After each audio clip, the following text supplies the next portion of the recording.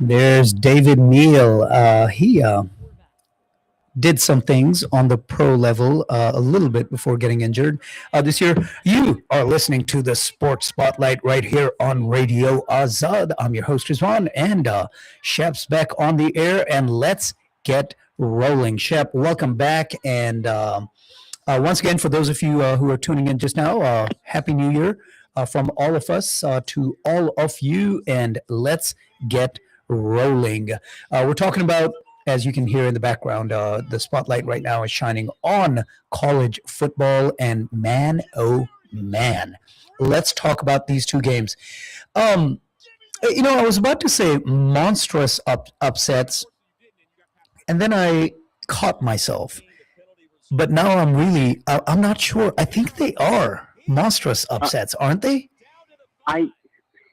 Especially the Ohio State. So 3 of those 4 teams are full of future NFL talent, and one's got some NFL talent. All right? Ohio State and Miami both are chock full of NFL talent. Georgia is chock full of NFL talent. Ole Miss has some NFL talent. Mm-hmm. I think the bigger upset is Georgia Ole Miss, or Ole Miss over Georgia, than Miami over. So when we last talked, we were discussing, Ryan Day versus Cristobal, right? Uh-huh. And how they're not great X's and O's coaches, but they're great talent evaluators and program runners, right? Yep. I think that, and I came down the side that I think Day's a little bit better in X's and O's than Cristobal. Where I didn't give Miami enough credit is that I think that they just whipped Ohio State on the defensive and offensive line in that game, and they didn't adjust until basically the last drive of the first half, and then he didn't go tempo in the second half, so he limited his chances when he was down 14-0 at the half. Mm-hmm. And that's X's and O's in game strategy coaching, and he just got out coached in that standpoint by Mario Cristobal, who has been considered a net negative by most observers on that for years. And Day needs to look at himself. Look, he won the title last year, but I think he won the title last year because he was more talented than everybody. He won it in spite of himself, and it's become obvious this year. If there were any doubters, I think it's become obvious. Day did not win that title last year. The Ohio State roster won that title last year. The roster and their talent development. And look, he's got great evaluation skills. It's really important. Okay, like evaluation is super important. But Ohio State basically has to get up for 3 or 4 games a year, tops. All right? Mm-hmm. And last year, he lost 2 of those games. And if it had not been for an expanded playoff, he wouldn't have been in. And this year, he lost out of the 3 near-peer talent teams he played, Michigan, Indiana, and Miami, he lost 2 of those games. And Michigan's not nearly as talented as the other 2 anymore. So he has to have overwhelming talent to win. And the good news for Ohio State fans is he's going to have overwhelming talent at least 10 games a year. So his floor is 10 games. Yeah. With his ability to evaluate and recruit. But no, they got whipped by Miami on the line of scrimmage. And they didn't make adjustments in time. And he left himself no margin for error due to the pace he played with in the second half. So yeah, look, everybody would love to have the results Day's given the Ohio State program. But, maybe Harbaugh was right. He was born on third base and thought he had a triple. Yeah. I mean, look, I think you and I have both been critical of Day for a while. But if there were, as I said, if there were any defenders... Considering his winning percentage. Yeah, exactly. But if there were any defenders who, especially those who were trying to use last year's championship as a defense of the coach, of the game day coach, I think that's over. There was no reason for Ohio State to have lost this game the way they did. When you have a cheat code like Jeremiah Smith, throw him the ball 20 times a game. Yep. I mean, they threw to him 8 times, 7 receptions, 157 yards. I just don't trust understand. him in double coverage. Yeah. See what happens. just see what happens because he's really good. He is. I think he's definitely gonna be not just playing on Sundays, but he's gonna be dominating on Sundays. Yeah, I think he may be another one of those alumni of Ohio State in the NFL who's just tearing it up. They have receivers everywhere, you know. Yeah. But yeah, I mean, the way they lost, they couldn't really. It's not even that they couldn't run the ball. They just, I don't know. Obviously, it was a couple of big second half, they turnovers. did a better job of running. Mm-hmm. They actually switched up the offensive line a little bit. And their first two drives, they did a good job of mixing up the pass and the run, and they were running some power plays, right? Yep. And doing a good job with that. But they took forever off the clock in the process. And when you're down by 2 scores, they basically gave themselves a standard of you have to be perfect to win this game, both offensively and defensively. And that's a tough standard against another good team. Yep. And look, I think lest we come across as completely focusing on the losing team, the losing coach, let's give Cristobal credit, right? I think he won the game the way he wants to win games. Exactly. It was about ball control, and it was right off the bat, right? That first scoring drive that they had, 13 plays, 83 yards, 8 minutes of time of possession. I mean, they came in, they knew that if they even had a modicum of smarts, of game day smarts about him, that he was just going to just kill them with the pass. So the what's that best defense? As much as I hate to give credit, this is what Bill Parcells did to the Bills back in that first Super Bowl, right? What's the best defense against an unstoppable offense? Keep them off the field. Yeah, but they also just their defensive line crushed the offensive line, especially in pass pro. Shane was running for his life. Yeah. About 42 negative yards on those 5 sacks. It was a domination, a domination to the level that I did not expect. And really, the final score, the fact that the final score is 24-14, the fact that Ohio State was within 17-14 in the fourth quarter is a testament to the roster, the talent that they have on that Ohio State side. That's a good defense Ohio State has. Yep. The defense didn't lose it. Remember, they only gave up 17 because there was a pick 6. Mm-hmm. Because the guy we praise so much, Jeremiah Smith, mixed the block on the screen. I mean, if he makes his block, that may be a touchdown for Ohio State. Yeah. But yeah, no, it was really they got out coached, and Cristobal dominated both lines because his offensive line ran the ball. At the end of the game, they closed it out by keeping the ball on the ground and running it through Ohio State. And they held up for 5 minutes? Yep. 4.5 minutes out of 5 minutes left. And they went up by 10, and then Ohio State, through the desperation interception, trying to get back in the game. Yeah, here would be my parting words to the fans, the alumni, the boosters of Ohio State. As you said, his floor is 10 wins, right? Just because of the talent disparity that it appears right now. If you're okay with that, keep this coach who's gonna have such overwhelming talent that he's gonna stumble into a championship once every 10 years or so. Yep. If you're okay with that, if you're okay with getting less for more, cool. Continue down this path. But I think you really need to reevaluate this because here's what I think. That talent disparity, I think it's going to start to wane. Yeah, I think players are going to realize, right, that he's accomplishing less with more. I think Alabama was kind of way back when, before Saban, Alabama was kind of suffering from that a little bit, right? It was a different era, but Alabama, one of Saban's superpowers was actually evaluation too. He was also a good X's and O's coach. Mm-hmm. Well, and So give him credit, development as well, not just evaluation, but then developing those players into just this absolute studs who not only dominated at the college level, but would easily translate, especially those skill position players who would translate to the you know, pros. all four coaches in the semifinals are Saban disciples. Huh. Yeah. So there's that. Didn't think about good connection. Yeah. So yeah, to me, this was the bigger upset. But let's talk about.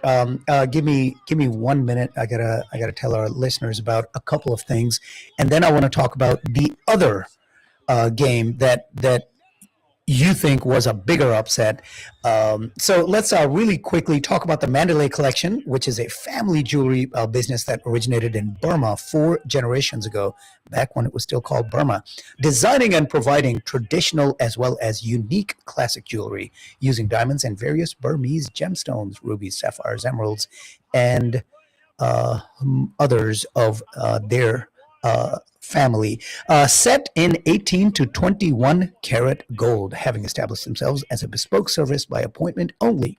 They have been in Pakistan, the UK, and the UAE for over 2 decades, and now they're finally in Dallas. You're cordially invited to attend an exclusive showing of Mandalay Collections beautiful jewelry on Saturday, January 31st from noon until 5 p.m. at the Nilo Hotel in Plano. Check them out at www.mandalaycollection.com and the Instagram at Mandalay Collection and Mandalay International. All right, let's talk about that game. So, look, on the surface, it's an instant classic, right? Goes to overtime, 139-34 in an upset. But let's dive into the nuances, the what happened here. How did Ole Miss, with the coaching turmoil and everything else around it, how were they able to do this to Georgia? How were they able to hang 39 on a Georgia team that was legitimately vying for a national championship here? Step one, Trinidad Chambliss was amazing. Okay, like you gotta give him credit. He looked like Pat Mahomes. He was incredibly accurate. Man, really hard to get down. I mean, like he threw dimes and like on extended plays, right? I mean, and like some of the plays he was extending were insane. Okay, he just incredible game by him. 2, Mike Bobo runs a really good 2010 offense. However, it is not 2010. When the game was played, it was 2026. And Georgia needs to get with the program. So, you know how we were really slamming Day a couple minutes ago? Mm-hmm. Well, Kirby Smart, look, those 2 national titles he got, you look at those players, especially off that defense, and they're all over the NFL, right? Mm-hmm. And they actually helped win the Super Bowl with the Eagles last year. Yep. Okay. And you could throw the same charge at Smart, but I think he's a little bit better on the defensive X's and O's than Day is on the offensive X's and O's. Though I have my criticism of that in a second. But he needs overwhelming talent to win too. Okay? And like that's the thing about college football is normally the most talented team wins.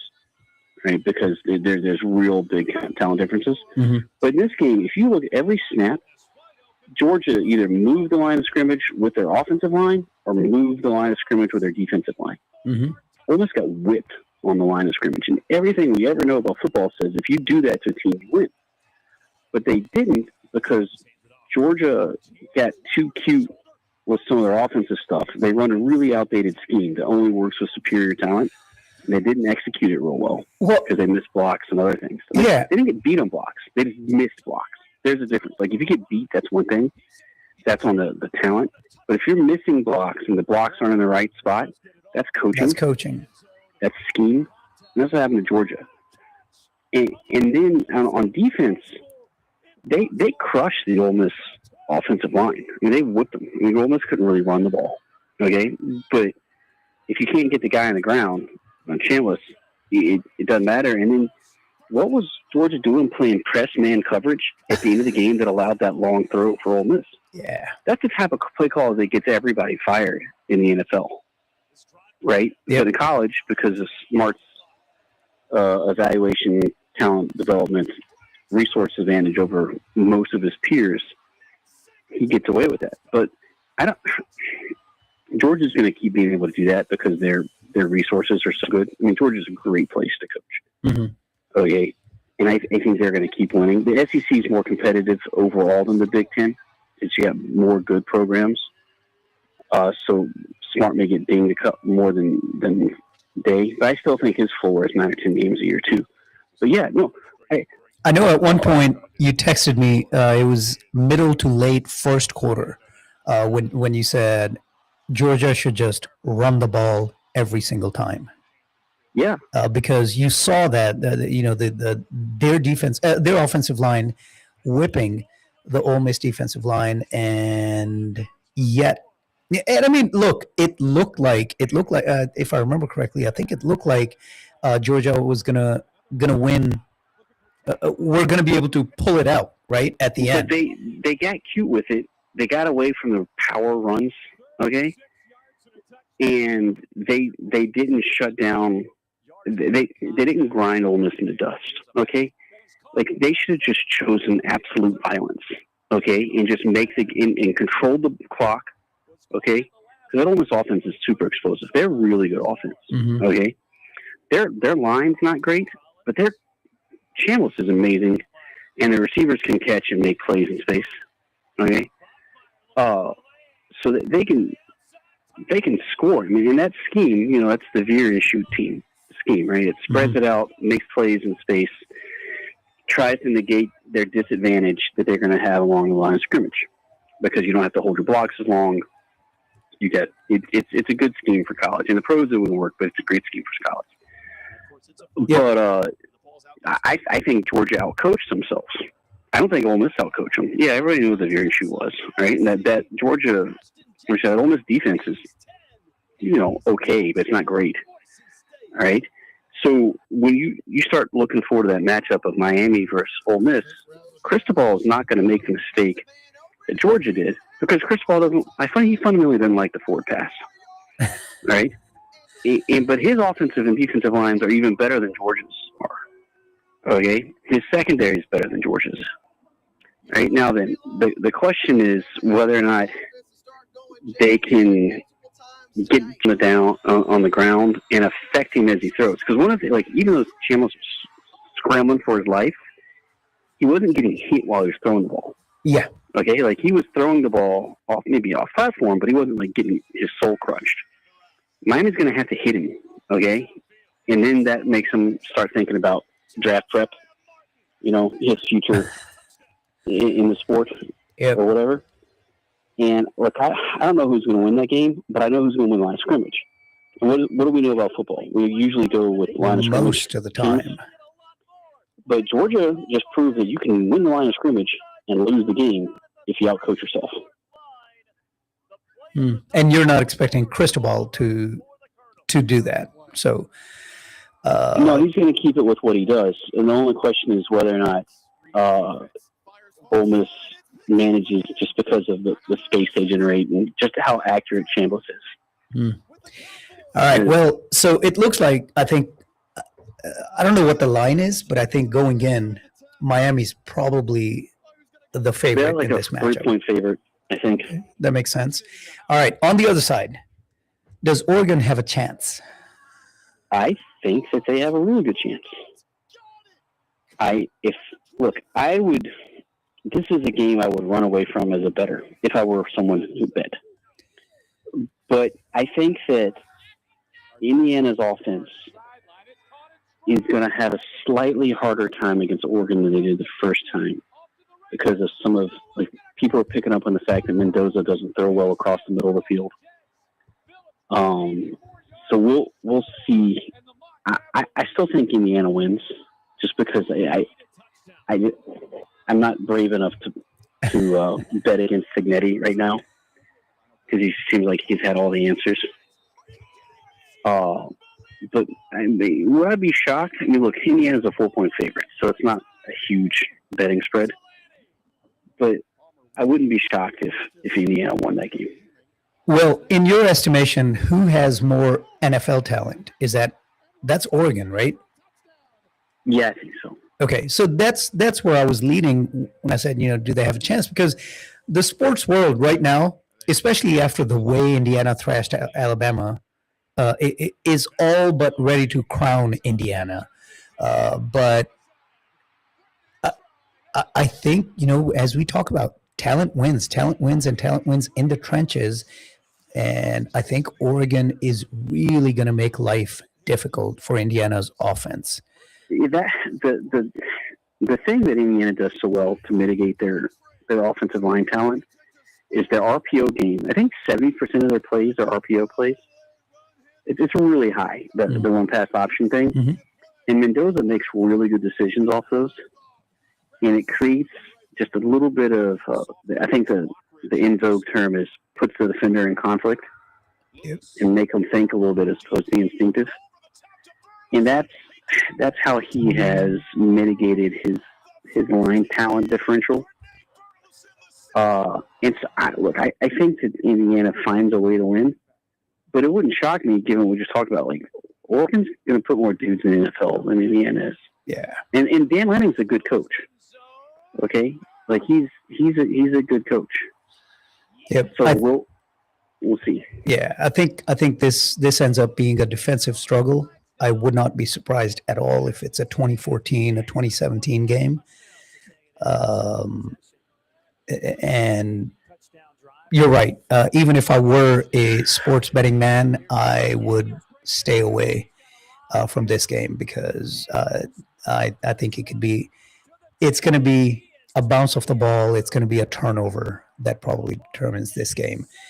While on the other side, I think even taking my natural dislike for Ole Miss out of the equation, just looking at the talent, the coaching, and what they've done, and how they've succeeded so far. To your point, Miami won because they outcoached Ohio State.